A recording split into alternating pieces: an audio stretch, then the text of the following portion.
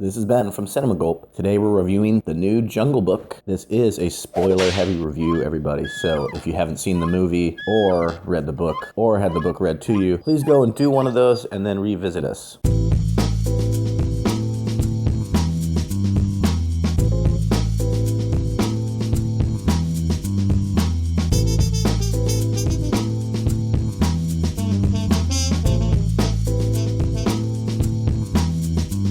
This latest live-action retelling of the 1967 classic Disney children's book by Rudyard Kipling is directed by Jon Favreau and stars the voices of Bill Murray, Ben Kingsley, Idris Elba, Scarlett Johansson, Christopher Walken, and a small yet memorable part from the late great Gary Shandling. So John, what'd you think of The Jungle Book? I thought The Jungle Book looked great, but it was ultimately a forgettable film. I think I may have gone in hoping for something a little bit more serious. Should have been aware that it was definitely geared towards kids. So that's probably my take on it, is wishing for something more serious. And knowing that it's a kids movie, I would just say, I'll have to get into some of the details of what I thought about the story, but I thought it was just kind of a forgettable light entertainment. Yeah, see, you say you wanted it to kind of be more serious, and see, I'm different than you in the sense that before I go see something, I'll glance at reviews. You don't even glance. You don't even look at trailers.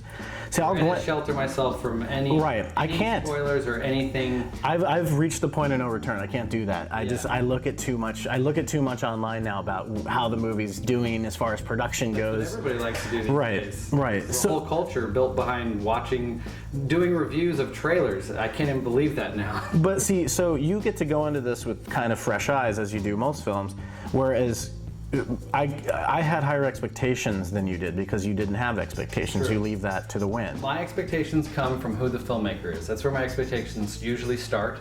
And Jon Favreau is somebody who creates expectations in my mind.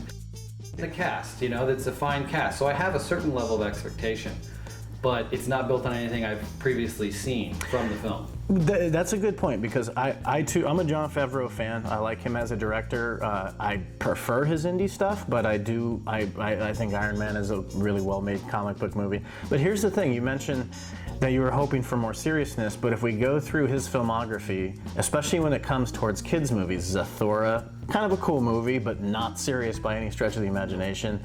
And then you have Elf, which arguably is a kids movie with Will Ferrell. Yeah. Those are so lighthearted and so not. You got to wonder if he has that depth to take something like The Jungle Book and make it more kind of serious without destroying the source material. Yeah, no, I think that's a good point. I wasn't really thinking of his filmography while thinking of this film, but when you think of it that way, even probably his most serious film, unless you're talking about something like Made. It's still a comedy. It's got some serious side to it or whatever. But yeah, maybe Iron Man's his most serious movie, and that really was setting off the comical tone that they're living by with Marvel right now, is because of what he brought to that movie. Absolutely. The lighter tone that he brought to that movie. So Absolutely. I probably should have been aware of that.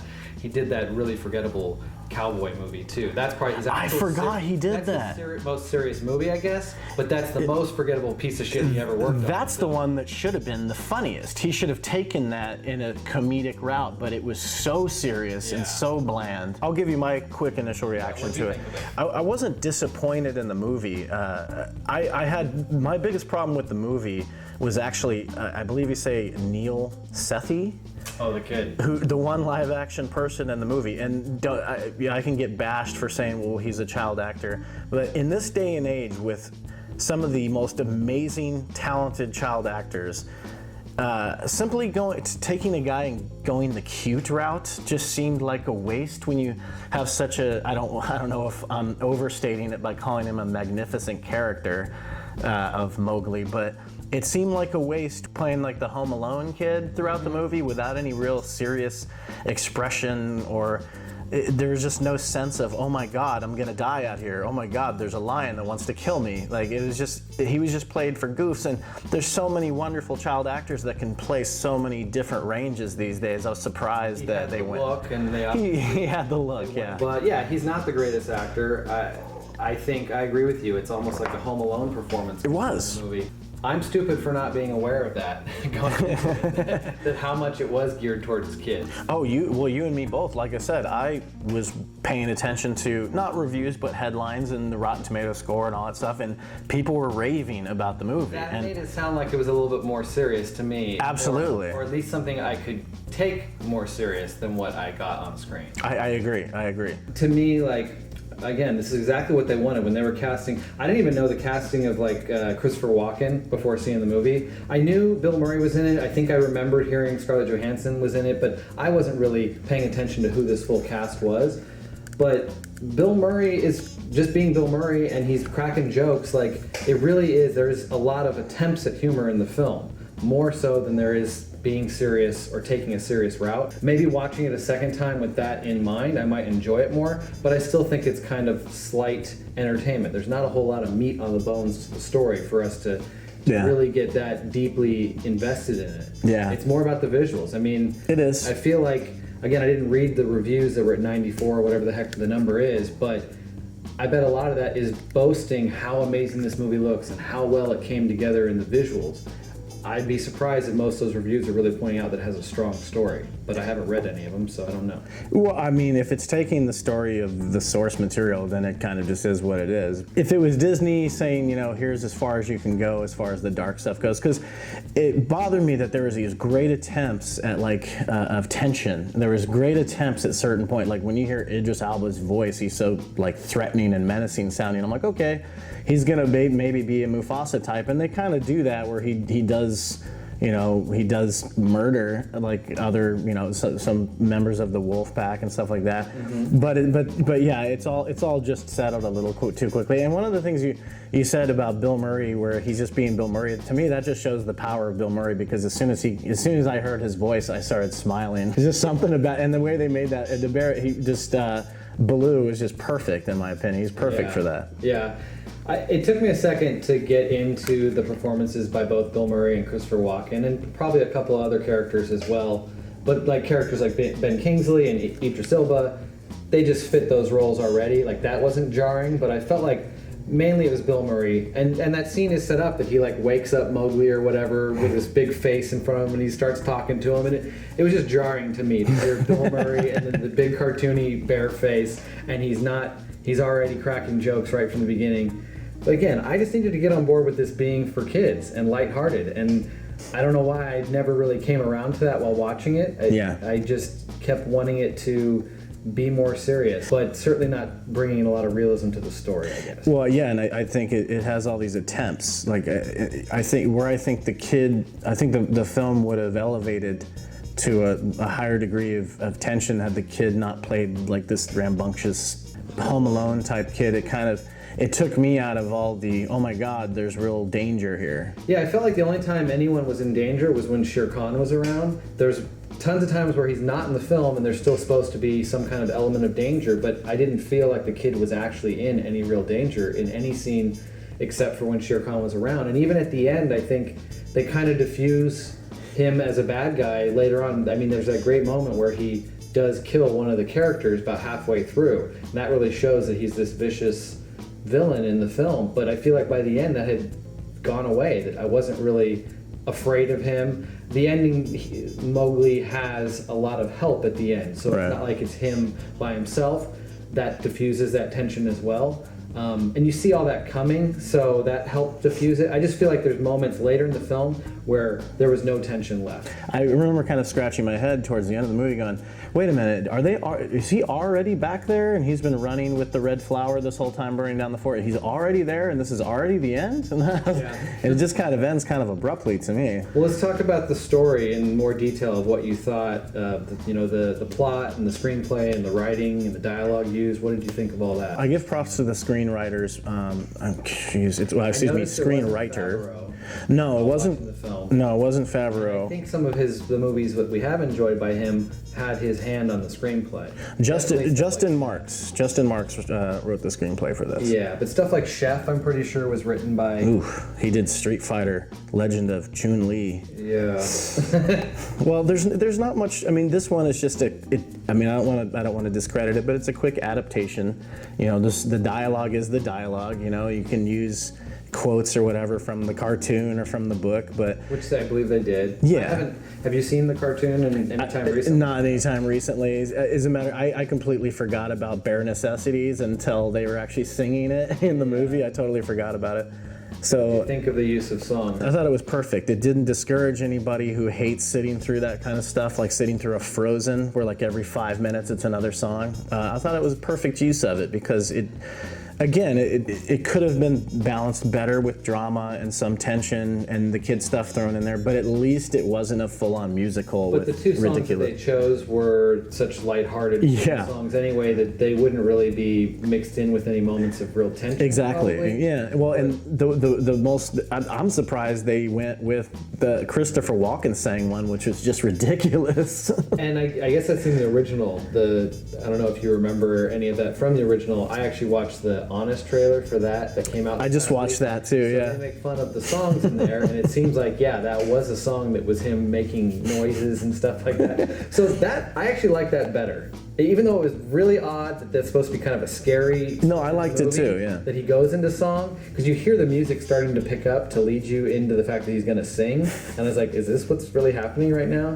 What's going on with the music? Am I hearing that right? But I think the Baloo song, the Bare Necessities, I don't know if for me it's the most recognizable song from. Right. And I think because it's so recognizable, whoever sings it the original time, I forget who played Baloo originally, has a more distinct voice, and like I said, the song is still being sung today at Disneyland or wherever. You hear it still with that same original voice. That Bill Murray's did not live up to that. He's not a great singer, and it just the short 2 verses that he sings never really. I can tell he was trying. You can tell he was trying. Yeah, and they didn't want him to like break out in like large song. It was supposed to be kind of just subtle and him just kind of singing along but not belting it out. Right. So it was fine because they kept it kind of in context of the film. Both of them are supposed to be really happening, not some moment where they stop and sing and then go back to storytelling. Right. It is kind of mixed into the storytelling as well. Those were moments that certainly stood out to me as this movie is not a serious movie. This is for kids. No, it is. It absolutely is. But I'm a fool for not. I mean, I don't know how many times I can say that. But you know, I should get on board with what it is and not what I want. But here's the thing: be careful what you wish for. Sometimes with studios, where say they did go a slightly more, say, melancholy tone, or it was a little darker or whatever, it might end up being like a I don't want to make comparisons. It may be just like a bleak, awful experience like Batman and Superman or that, where everything just looks dead and the trees are dead, I mean, I do, again, I give the screenwriter props for not, or the studio or whoever's decision it was, for not going that environmental route. So many times I was biting my fingers going, oh shit, are they going to do that? Like an environmental message? Oh God, and they came close with the water truce, and they came close, but they never did it, and I was so happy that they didn't go that route. And maybe a darker one, it might have been just really depressing and just an awful experience. Well, I'm wondering if they truly are making this Andy Serkis one, if his would be that version. It probably will be, yeah. Well, the dark version of the Jungle Book is Dawn of the Planet of the Apes, pretty much. Oh, and supposedly I did hear that the guys who did the effects for that helped create King Louie. In my opinion, he was the most realistic, not a realistic character because of the monkey he is not. Because he's so huge, But detail. On screen, I think the detail work, and on screen, I think he looked the best.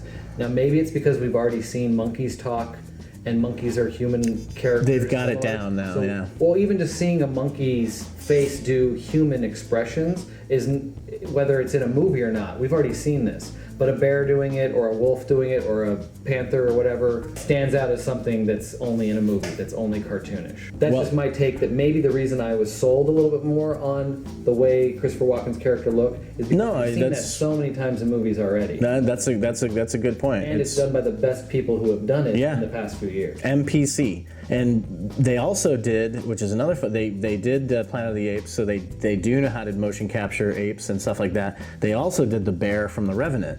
So so that's why Baloo looks so good. Should have got Baloo looking better. They should have got the bear from The Revenant to play Baloo. That would have been better. That would have been great. And then maybe our kid would have gotten killed at some point in the movie.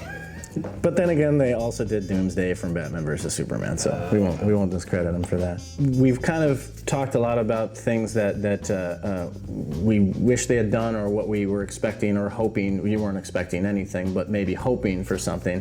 What are some of the things that you really did like? I mean, you said you liked Christopher Walken. You liked the King Louis. Christopher Walken's character. I loved Idris Elba. I think Idris Elba was great. I loved the look of his character with the scarred face and everything. I think Baloo was great for the humor that he brought to the film. I think the whole segment where they're trying to get the honey was probably my favorite segment of the whole movie. That was my favorite too. And his line about hibernation is my standout favorite moment of the entire movie. So funny that my favorite thing in the movie was actually the biggest joke the movie pulled off, yet I wanted this movie to be serious. I didn't really, but that's probably my take on it, is I didn't fall in love with what serious side it did have. I could enjoy the lighter side of it, but I kept waiting for the movie to engage me in a more serious way. I probably do need to see it again with just fresher eyes of saying, okay, I know what this is. I do this with almost any movie that's even halfway good. I watch it a second time, knowing the reality of what it is and not what I maybe wanted it to be, because I feel I do this a lot. Well, I mean, I know we just flipped over to some of the strengths that we have, but you brought up a point, and I don't want to compare. I don't like comparing movies to other movies, but you had mentioned that the best line and probably the best scene were when it kind of takes its funny turn with Bill Murray and with Baloo and stuff like that, and that's one of the things where when I was watching this movie, I was thinking a lot about The Lion King, and here's why: because The Lion King did such a fantastic job of it would establish its world, which did a little bit better of a job than The Jungle Book did, and then it also established its villain and its villains and motivations, and then when the villain makes his move, it's so dreadful and it's so impactful to the story and the character that when that first act ends, the character everything is lost pretty much. It's a very like sour, dour, dread-filled like portion. And then he meets Timon and Pumbaa, and then the movie goes into, oh wow, like the kids watching the movie are no longer crying. They're like, oh my God, they're wiping the tears and they're going, oh, this is a funny movie. And then it totally takes you in a different direction and teaches the kid new things in a funny way. This movie didn't have that impact because, first of all, it spends maybe, 1 minute setting up its world. And then its villain just kind of comes and says, fuck you guys, give me the human, I want to eat him. Yep. And then the kid just never seems scared about it for 1 second. Like the Panther's like, hey, this thing wants to kill you, and he doesn't give a shit if you want to run away or not. And he's just like, okay, whatever, like, when are we gonna eat? You know, and and then I don't know, it's all just so goofy. And so by the time he meets Blue for the quote unquote like comedy relief, there hasn't been anything that's really gotten me to a point where I'm like, oh good, finally, comedy. Like, now it's time to relax from all the scary, tense-filled moments, and there just wasn't any. So it's hard to even know it transitioned into that second act at that point. Comparing films sometimes doesn't always work, but that's a good comparison, I think, with The Lion King, because it is a similar story told in a much better way, in my opinion, and with more depth and pathos. That you have to get through to enjoy the lighter side of it, because it has both.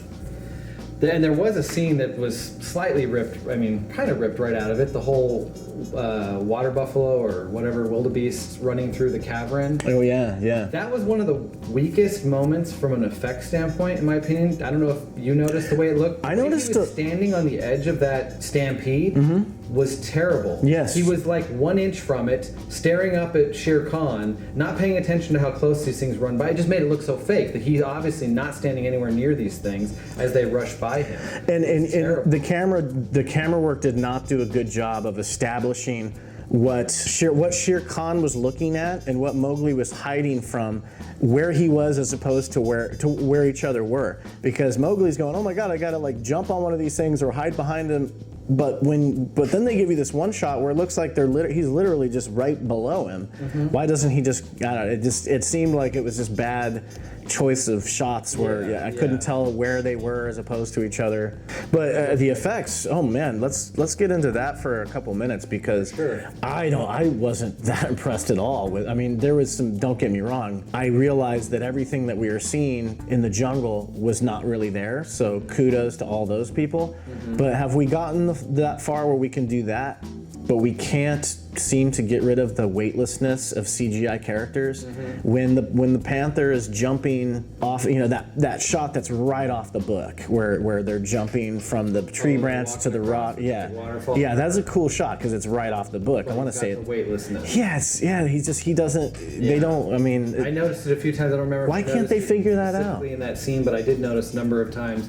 The weightlessness, or just the way their feet connect with the landscape doesn't look right sometimes. No, how they jump and and then when they land, it's just off. And you look at that laundry list of graphics people, it seems like that should have been the first thing to figure out, and then worry about everything else. And I think they think they nailed it. I mean, that, again, I haven't read any reviews, but like I said, I think the reviews probably are. The reviews are in love with these effects. Boasting that these effects are what you have to see it in 3D. Like this, I didn't even know it was in 3D. Apparently, it's the greatest movie to ever watch since Avatar in 3D because of the world they created.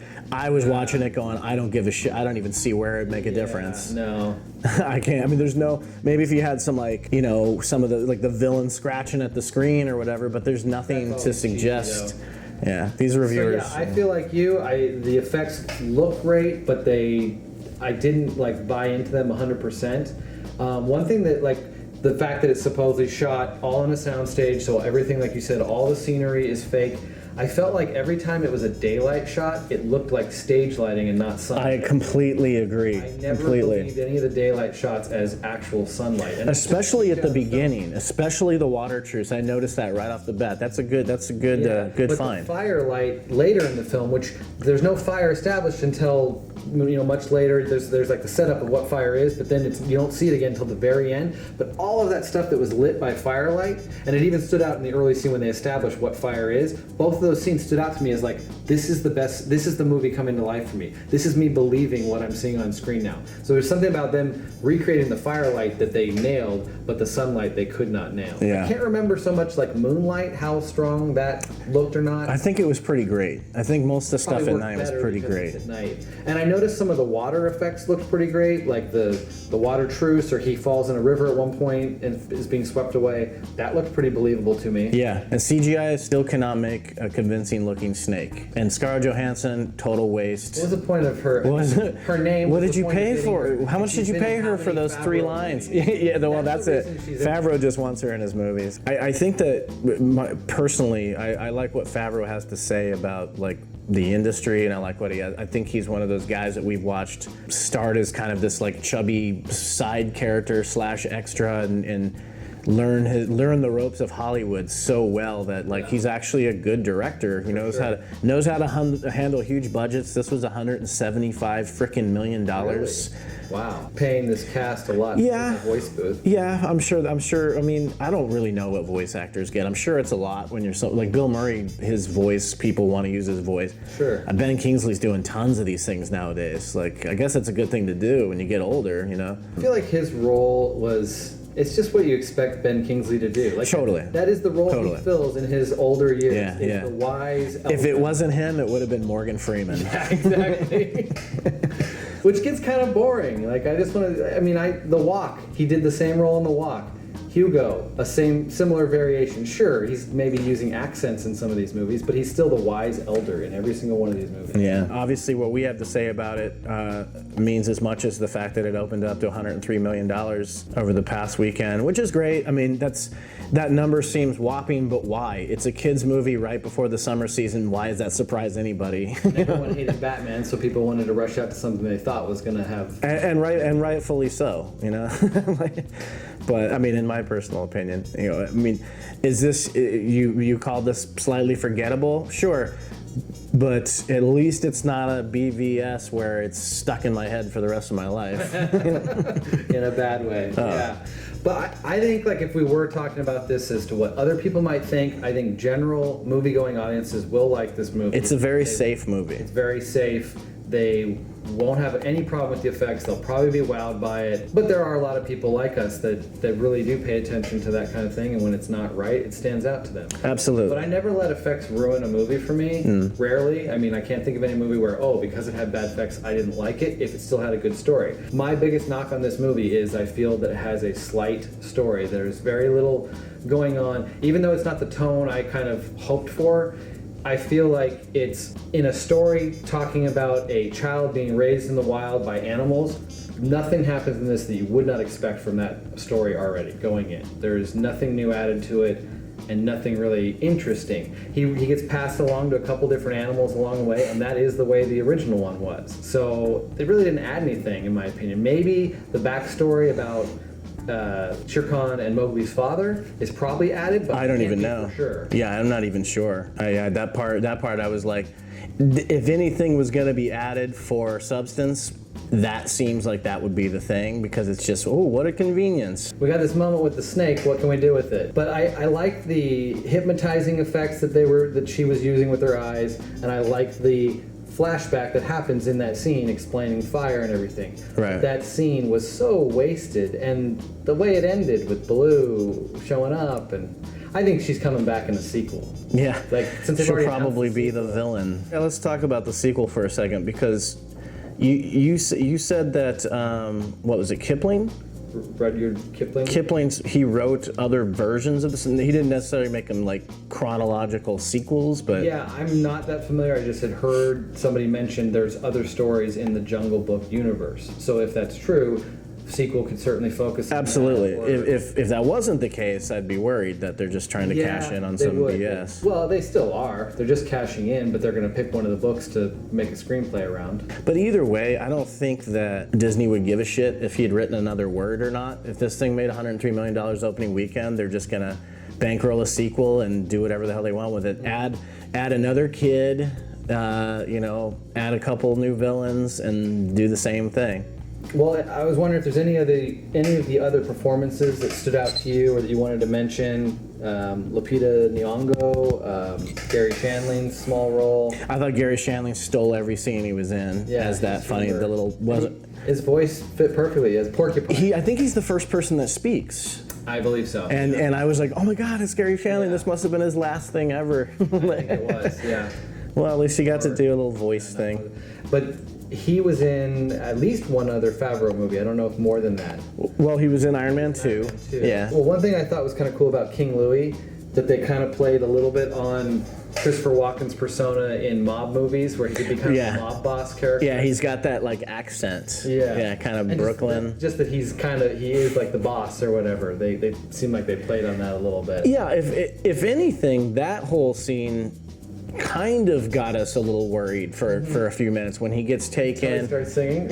Until he starts singing. But even when he's getting chased, that was probably the most tense-filled moment of the movie, or the scene when he's getting chased and King Louie's destroying his own castle or whatever, trying to get him. But yeah, those scenes were pretty good. Again, it can't help itself but to go back to, I'm blue and I can't climb the cliff, so you kind of lose, like, this is getting serious, and then, there's the funny.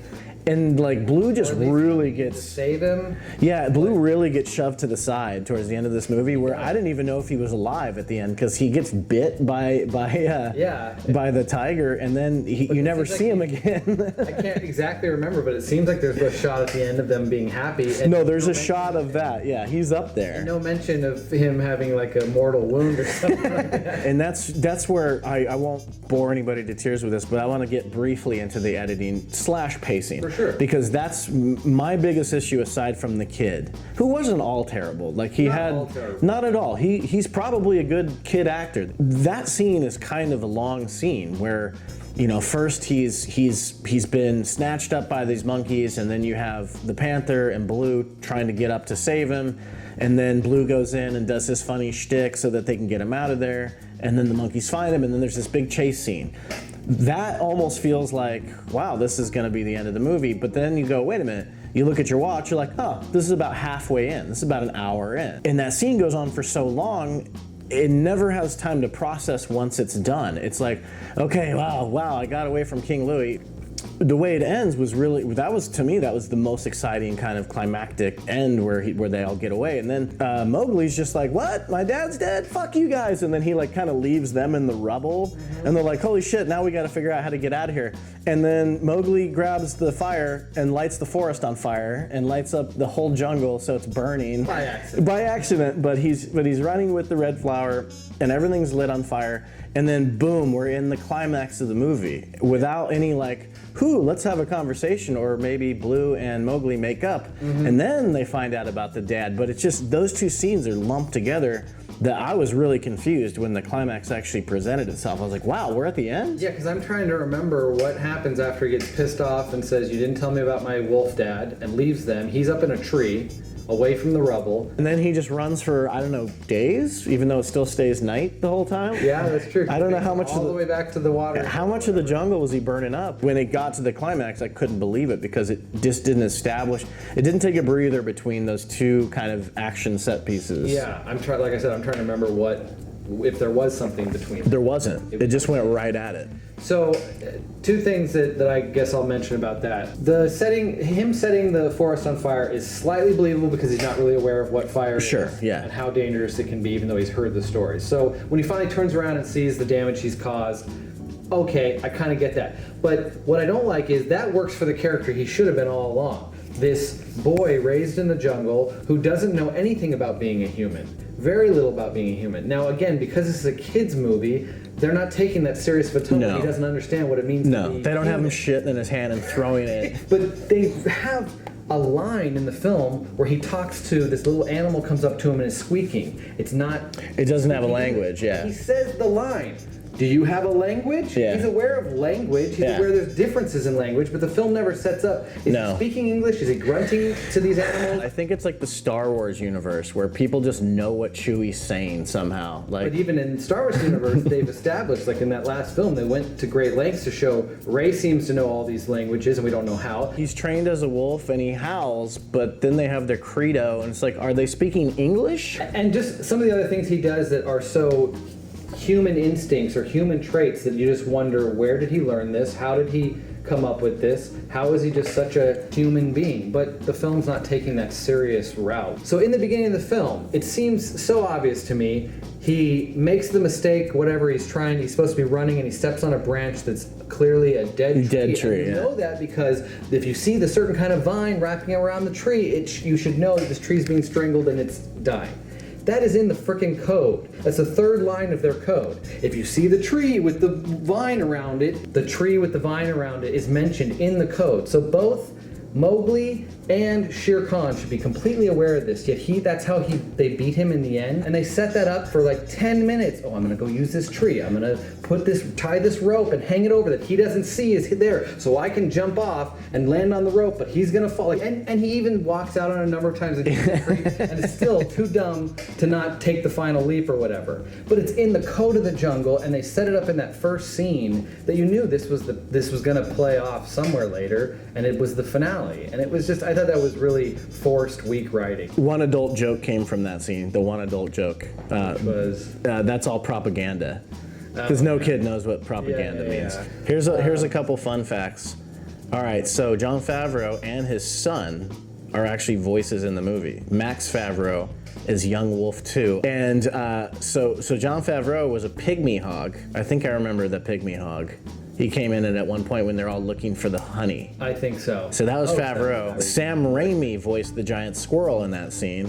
Okay. Which is really funny and interesting. But yeah, I honestly, all in all, I mean, MPC, for those who don't know, is Moving Picture Company. They pretty much do every frickin' movie in the world that has special effects in it that's supposed to make money. Good points and bad points. I guess visually, I mean, I thought there were flaws, but it had some beautiful moments. I really wanted to be swept away like I was on Pandora, but I wasn't. It just wasn't that. So you're giving it a 5. Yeah. I think because I was smiling every time Blue was on screen. Visually, it didn't wow me as much as I had heard or hoped it would. I was confused by some of the lack of transitions between acts, and overall, I don't want to say blandness of it, but just something they just didn't wow me with the world they were creating. Like, hey, you're doing the Jungle Book, you got $175 million. Why wasn't I wowed by any part of the jungle? Why wasn't it detailed more? Like, was I missing something? Or so I would give it a 5.5. So 5.5 for me, because it had good things, it had bad things. Slightly more on the good things, even though I just listed most of the bad. Let's summarize by placing this in Jon Favreau filmography. So we have Made, his first ever feature film that he actually directed in 2001, which teamed him back up with Vinny Vaughn. And then you have Elf. Classic Christmas movie by this point, I'm guessing, with Will Ferrell. Oh yeah, people watch it every year. Yeah, I do too. So we have Made, we have Elf, we have Zathura, which was a sort of like a spiritual sequel to Jumanji, because it was the same vein. Yeah, so then you have Iron Man 2, Cowboys and Aliens, and then you have Chef in this latest Jungle Book. Like, where would you put this? Where would you put this in the balance of those movies? Well, it's still well made, so from a craftsmanship standpoint, it probably has less flaws when I really think about it than something like Iron Man 2 or Cowboys and Aliens. So I'd probably keep it still kind of close to the top, but not. He only has a few movies, so it would still kind of fall in the middle based on the amount of movies he has. But from a storytelling standpoint, even something like Made is probably more interesting. Elf, probably. I don't really watch that movie all that much. But so for me, it's like Iron Man and Chef are his best. And then this probably from a production standpoint, maybe is his third best, but I'd say Made and Elf probably are actually stronger stories and better movies. Right. I'm kind of with you. I put Made and Iron Man up at the top. Chef wasn't as good as I was hoping it would be. It was decent, but I would probably put Zathura ahead of it. Cowboys and Aliens. Not about Zathura. Cowboys and Aliens, I don't think many people would argue that it's his worst film to date. I mean, it's just a shit stinker. Like, everything about it was ruined. It just didn't.